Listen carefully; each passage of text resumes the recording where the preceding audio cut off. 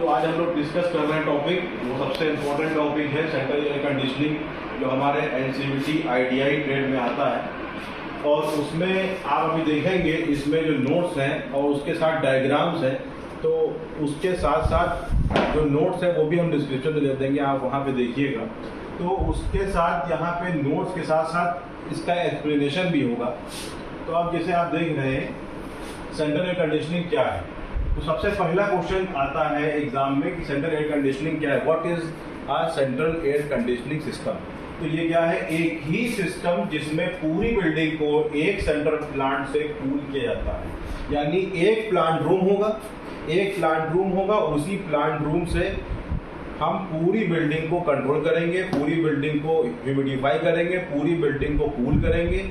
यहाँ से एक ही प्लांट रूम से हम पूरी बिल्डिंग को यहाँ पे कूल करेंगे। तो ये इसलिए इसको कहा गया सेंट्रल एयर कंडीशनिंग सिस्टम। तो अब ये बड़े बिल्डिंग में अप्लाई होगा, जैसे कि आप यहाँ देख रहे हैं use mall, hospital, cinema hall, ये सारी एयरपोर्ट, होटल्स वगैरह, ये सब में यहाँ यूज होगा। अब ये जो कूलिंग डक्ट्स होती है, जैसे मैंने इससे पहले भी बताया है कि डक्ट का काम क्या होता है, डक्ट्स का काम होता है एक जगह से दूसरी जगह चिल्ड एयर को या हीटिंग एयर को एक जगह दूसरी जगह क्या करना, पहुंचाना। Duct is a passage. Duct क्या है, एक पैसेज है। तो जहां से एयर एक जगह से दूसरे जगह पहुंचती है। तो यहां से बात समझ में आ गई। तो ये टेम्परेचर, ह्यूमिडिटी और एयर को कंट्रोल करेगा। टेम्परेचर, ह्यूमिडिटी और एयर को कंट्रोल करेगा। तो अब यहाँ से टेम्परेचर कैसे कंट्रोल कर सकते हैं, ह्यूमिडिटी कैसे कंट्रोल कर सकते हैं, एयर क्वालिटी कैसे कंट्रोल कर सकते हैं, ये अभी आगे आप देखेंगे। तो एयर क्वालिटी कंट्रोल करने के लिए हमने इससे पहले भी वीडियो बनाई है, जिसने ना देखा हो वो देख सकता है, ऊपर लिंक दे रहा हूँ मैं। एयर क्वालिटी हम वहाँ पे कंट्रोल करते हैं फिल्टर्स के द्वारा। तो अब आप आगे देखिए, जो मेन कंपोनेंट्स हमारे पास हैं, जो हमारे पास जनरल मेन कंपोनेंट होते हैं वही है, बस दो कंपोनेंट यहाँ पे क्या है, एक्स्ट्रा है। देखिए, कंप्रेसर रेफ्रिजरेंट को कंप्रेस करता है, कंडेंसर हीट को बाहर रिजेक्ट करता है, इवेपोरेटर हीट एब्जॉर्ब करता है, एएचयू क्या करेगा, एयर को फिल्टर और सर्कुलेट करता है। एयर को फिल्टर और क्या करता है, सर्कुलेट करता है। अब कूलिंग टावर करेगा, कूलिंग टावर कहाँ अप्लाई होता है बच्चों, कूलिंग टावर अप्लाई कहाँ होता है, कूलिंग टावर अप्लाई होगा जहां हम वाटर कूल करेंगे। एक होता है एयर कूल्ड, एक होता है वाटर कूल्ड। तो अब जहां जहां हम वाटर कूल अप्लाई करेंगे वहां वहां कूलिंग टावर हमें देना पड़ेगा। कूलिंग टावर का साइकिल हमेशा कंडेंसर से होती है, कंडेंसर साइकिल कूलिंग टावर के साथ कनेक्ट होती है। तो कंडेंसर की हीट को क्या करेगा, रिजेक्ट करेगा। कूलिंग टावर क्या करेगा, कंडेंसर हीट को रिलीज करेगा। ठीक, आगे आगे एएचयू के पार्ट्स क्या है, एएचयू के पार्ट्स क्या क्या है, इससे पहले ही बता चुके हैं। एएचयू के पार्ट्स फिल्टर एयर है, एयर फिल्टर जो डस्ट को रिमूव करेगा। एयर फिल्टर दो टाइप्स के बताए गए, एक प्री फिल्टर है, एक फाइन फिल्टर है, जिसमें कार्बन फिल्टर है, हेपा फिल्टर है। कूलिंग कॉइल एयर को ठंडा करेगा, कैसे ठंडा करेगा, सेंसिबल कूलिंग के द्वारा। ब्लोअर फैन एयर को सर्कुलेट करेगा। मिक्सिंग चैम्बर करेगा, मिक्सिंग चैम्बर में फ्रेश एयर आएगी और रिटर्न एयर आएगी, दोनों आएंगी। ठीक है। ड्रेन पाइप कंडेंस वाटर को कलेक्ट करता है। अब जब कूलिंग कॉइल से हवा पास होगी तो कुछ कंडेंसेट नीचे जाके ड्रेन पाइप में कलेक्ट होगा और उसको हम बाहर ड्रेन पाइप से निकाल लेते हैं। ये ड्रेन पाइप लगा रहता है। ये हमारे एएचयू के पार्ट्स हो गए। ठीक, आगे हम आ गए। अब देखिए सेंट्रल एसी टाइप्स। अब एक होता है डीएक्स सिस्टम। डीएक्स सिस्टम क्या है, जिसमें हम रेफ्रिजरेंट डायरेक्ट कॉइल में सर्कुलेट करते हैं। डीएक्स की सिस्टम क्या है, डायरेक्ट एक्सपेंशन सिस्टम, यानी कि जिसमें हम डायरेक्ट क्या करेंगे, रेफ्रिजरेंट को ही कॉइल में सर्कुलेट करेंगे, चिल्ड वाटर नहीं करेंगे भाई। यहाँ क्या करेंगे, डायरेक्ट हम रेफ्रिजरेंट को सर्कुलेट कर देंगे, तो वो हो जाएगा डीएक्स सिस्टम। ठीक है, बोलो, ठीक है, बोलो। ये DX system use small building, जहां पे स्मॉल टनेज होगा, कम टनेज होगा, स्मॉल बिल्डिंग होगी, वहां हम DX type central plant use करेंगे। तो दूसरा क्या है, चिल्ड वाटर सिस्टम। अब चिल्ड वाटर सिस्टम कहाँ लगेंगे, जहां पे हम चिलर वाटर को कूल करता है। चिलर क्या करेगा, वाटर को कूल करता है। इसके अंदर इवेपोरेटर कॉइल होगा, यानी चिलर में क्या होगा, shell and tube type chiller होगा। तो उसके शेल में क्या होगा, पानी होगा, और ट्यूब में क्या होगा, रेफ्रिजरेंट। तो जब दोनों आपस में कांटेक्ट आएंगे तो प्रिंसिपल ऑफ कैलोरीमेट्री के अकॉर्डिंग हीट ट्रांसफर होगी। और पानी क्या हो जाएगा, ठंडा हो जाएगा। और वही ठंडा पानी हम कहाँ कन्वर्ट कर देंगे, कूलिंग कॉइल में कन्वर्ट कर देंगे। कूलिंग कॉइल कहाँ है, AHU में। किसके द्वारा करेंगे, चिलर पंप के द्वारा। ये सब एकदम आ जाए, रिमेम्बर हो जाए, ठीक। Use mall, hospital, large building, ठीक।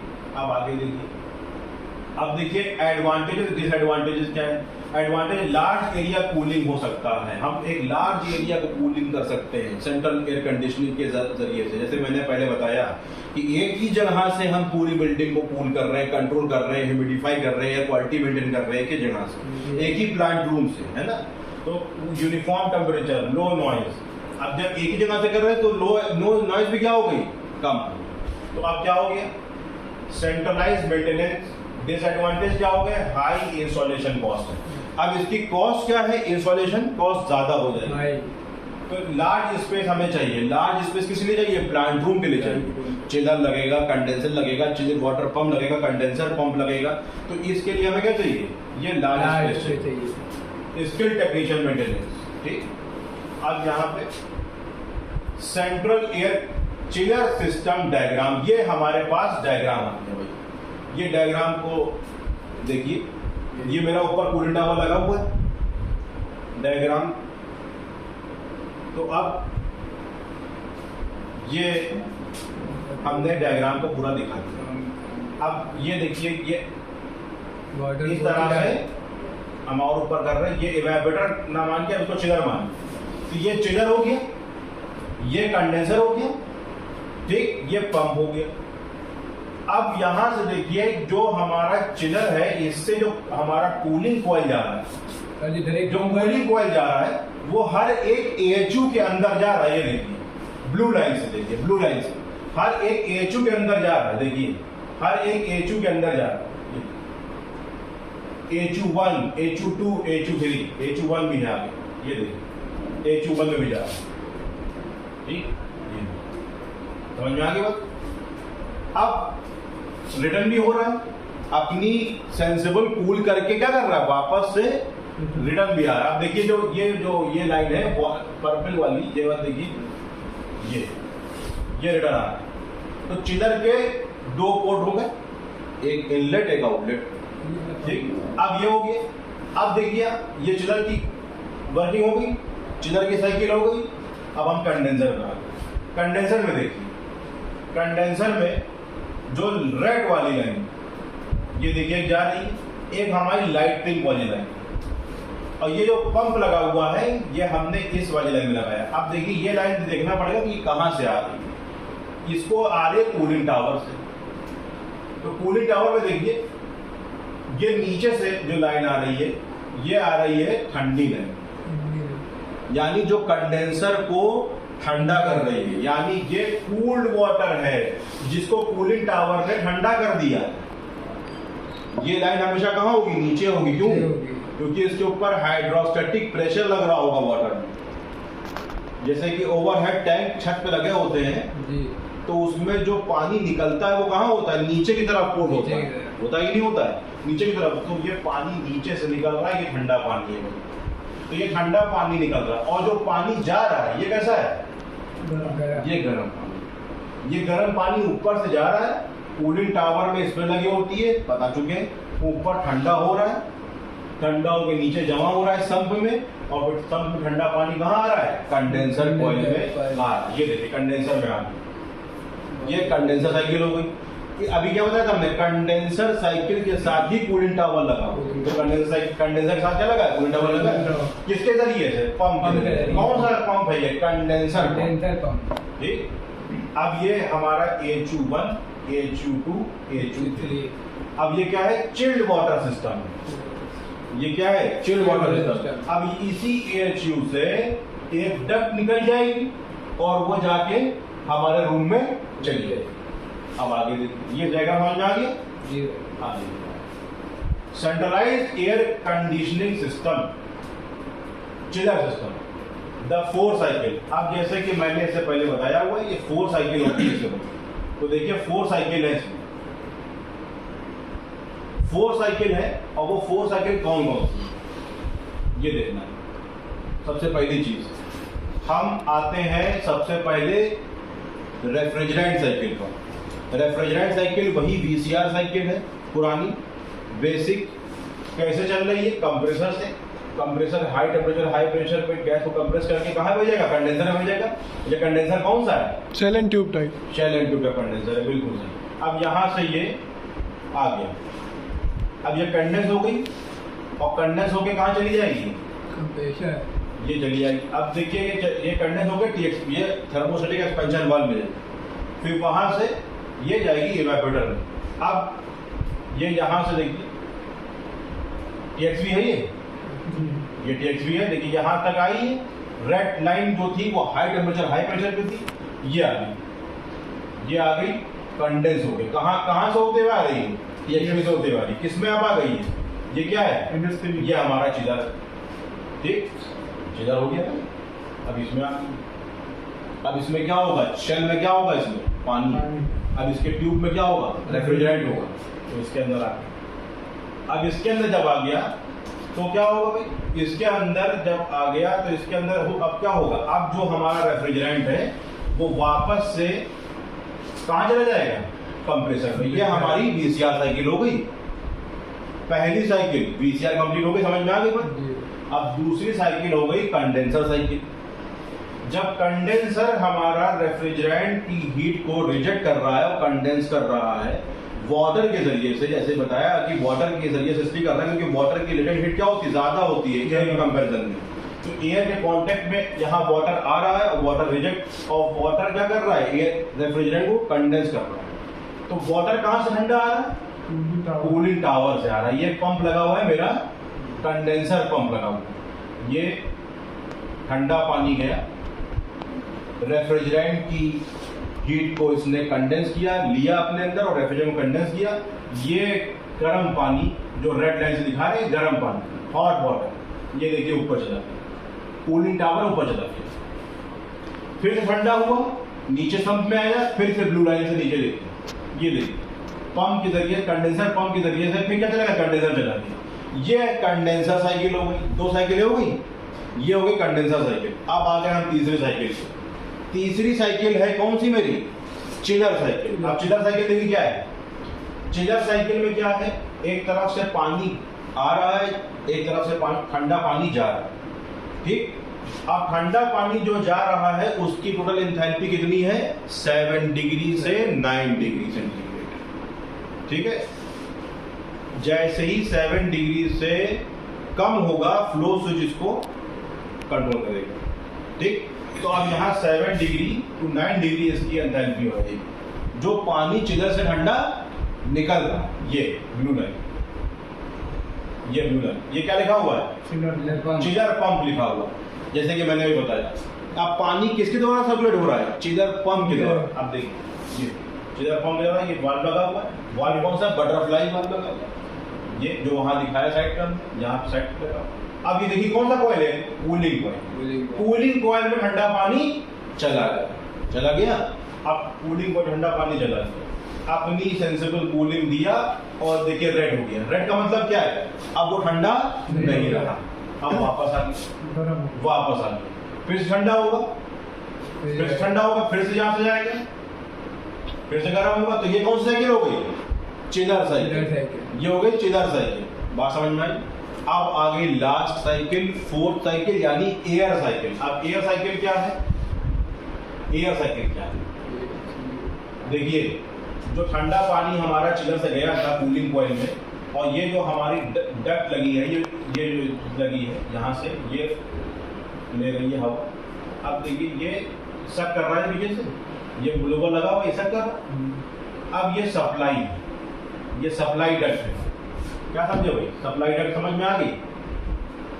ये सप्लाई, ये डक्ट से हमारी हवा अंदर आ गई। ये मेरा कंडीशन स्पेस है, ये हमारा रूम है, ठीक है। रूम में लोग बैठे हुए हैं, तो ये यहाँ से क्या हो गया?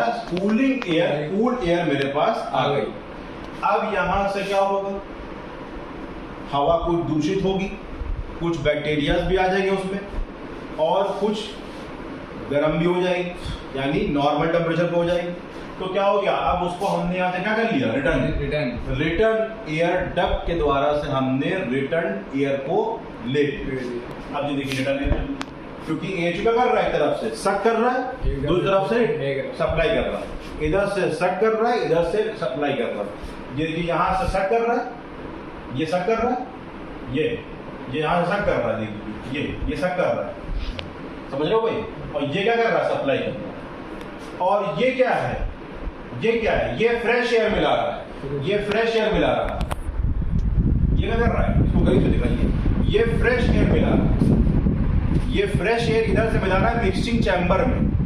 ये यहाँ से सप्लाई डक्ट से सप्लाई एयर यहाँ आ रही है और यहाँ से कूल करके वापस रिटर्न से फिर यहाँ जा रही है, सक कर रहा है, और यहाँ मिक्सिंग चैम्बर में ये रिटर्न एयर और 10% फ्रेश एयर मिलके वापस से फिर से सप्लाई एयर डक्ट में जा रही है। ये साइकिल जो चल रही ये है एयर साइकिल। ये कंप्लीट साइकिल हो गई 4 cycle central air conditioning system. सही बात। अब इसमें जो डीएक्स सिस्टम है उसका भी लेआउट देखिए। डीएक्स सिस्टम जैसे मैंने अभी बताया, डीएक्स सिस्टम में क्या बताया था हमने, डायरेक्ट ऑयल में क्या जाएगा, रेफ्रिजरेंट। बहुत सही बात, रेफ्रिजरेंट जाएगा। तो अब यहाँ पे देखिए ये हमारा एचयू है, ये कंप्रेसर है, ये हमारा प्लांट रूम देखिए लिखा हुआ है प्लांट रूम, ये प्लांट रूम है, ये कंप्रेसर है, ये हमारा कंडेंसर है। ठीक।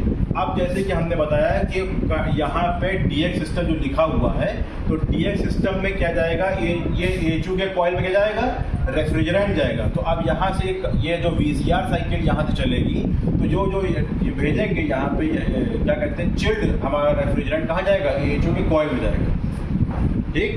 एचयू के कॉइल में हमारा रेफ्रिजरेंट जाएगा। ठीक। एचयू के कॉइल में जब रेफ्रिजरेंट जाएगा तो ये लगा हुआ है fresh air duct with damper. Damper क्या होता है, जो हमारे एयर को क्या करेगा, कंट्रोल करेगा, एयर को कंट्रोल करेगा, एयर के वॉल्यूम को कंट्रोल करेगा। ठीक है।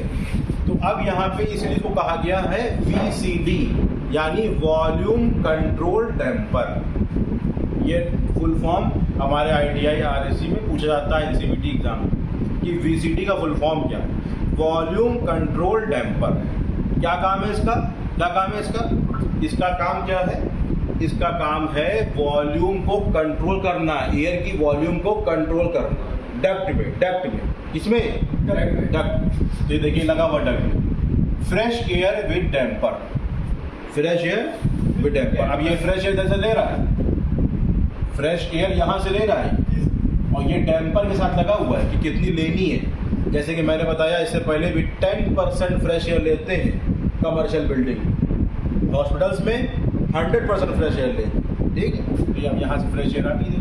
अब ये यहाँ से इसने कूल किया, एचयू ने, वही पुरानी साइकिल है, एचयू ने कूल किया, सप्लाई एयर डक्ट से सप्लाई एयर यहाँ आ गई। क्या लिखा हुआ है, SA डिफ्यूजर। इसका मतलब क्या है, supply air diffuser, supply air diffuser.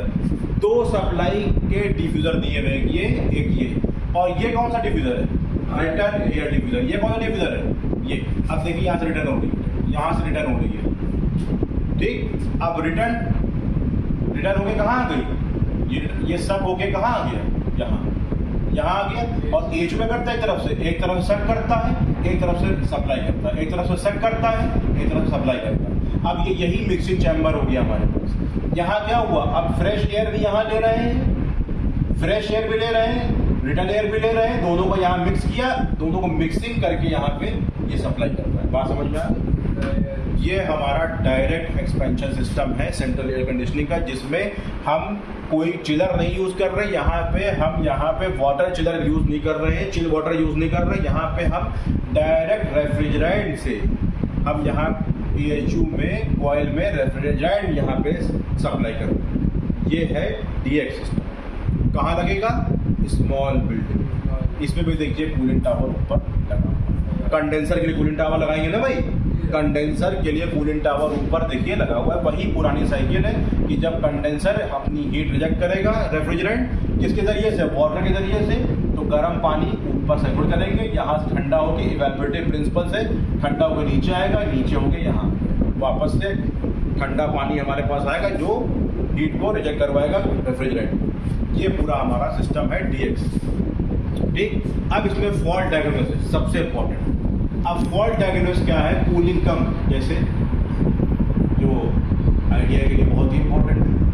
अब कूलिंग कम, रेफ्रिजरेंट कम हो सकता है, गैस चार्ज। एयर फ्लो कम, सबसे ज़्यादा दिक्कत आती है सेंट्रल प्लांट सिस्टम में, सबसे ज़्यादा दिक्कत आती है, सबसे ज़्यादा जो दिक्कत आने वाली है वो ये है एयर फ्लो कम। किसी कमरे में एयर फ्लो ज़्यादा आ रहा है, किसी कमरे में कम आ रहा है, क्योंकि डक्ट सिस्टम चल रहा है। तो क्या होगा? डर्टी फिल्टर क्लीन, या डैम्पर को भी चेक कर सकते हैं। अब क्या होगा? कंप्रेसर ट्रिप क्या है? ओवरलोड होगा या हाई प्रेशर स्विच लगा, उसको चेक करना पड़ेगा। आइस फॉर्मेशन अगर है, लो एयर फ्लो, लोअर चेक करो। वाटर लीकेज है, क्या होगा? ड्रेन पाइप चोक होगा। तो ये सारी चीज़ें हमारा किस में आ गया? फॉल्ट डायग्नोसिस में आ गया। जो जनरल जगह मोटे मोटे जो फॉल्ट थे वो हमने यहाँ पे दिखा दिया। ठीक है, तो ये पूरी आप इसको देखिएगा और बताइएगा, इसके आगे मैं बताऊँ। ओके।